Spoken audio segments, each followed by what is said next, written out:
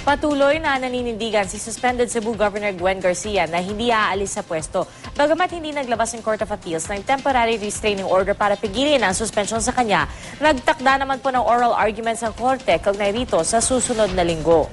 Balita hatid ni Sherry Ann Torres.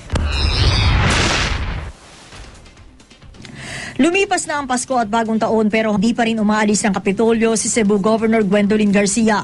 Ang hiniling kasi niya ang temporary restraining order laban sa pagsuspinde sa kanya ng palasyo, hindi inilabas ng Court of Appeals.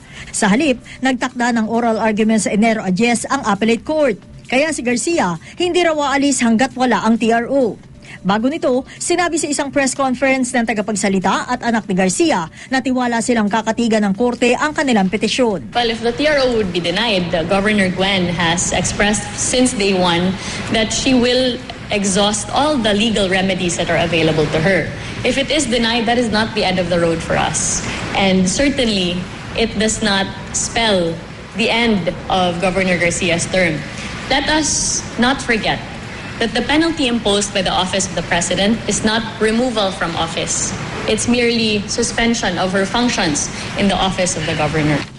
Ayon naman kay Acting Governor Agnes Magpale, hindi raw sapilitang papaalisin ng Kapitolyo si Garcia. I'm just so focused in doing my job and I'm trying my best not to be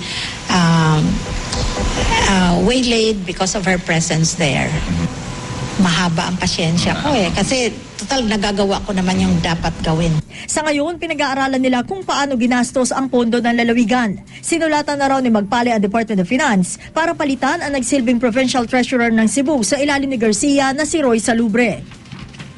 May ilang nakasaad na gastusin kasi ng provincial government ng Cebu na hindi umano tugma sa pondong inilaan dito. Merong pagkaiba. There was a discrepancy sa sinabi niya yung babayaran namin. We asked him if this is net of that. And then, so, I'm not accusing naman gusto ko lang ang tunay.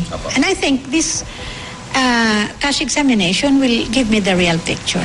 That provincial treasurer has been there for all the 3 terms that I have served, but even for all the 3 terms that my own father had served.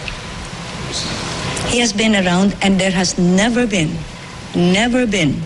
a COA audit observation about any irregularity.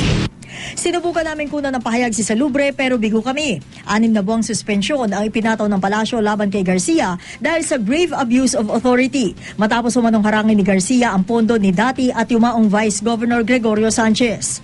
Batay pa sa ibinabang suspension order sa gobernadora, pinirmahan umano ni Garcia ang appointment papers ng ilang empleyado para sa Office of the Vice Governor, gayong hindi naman daw ito saklaw ng kanyang trabaho.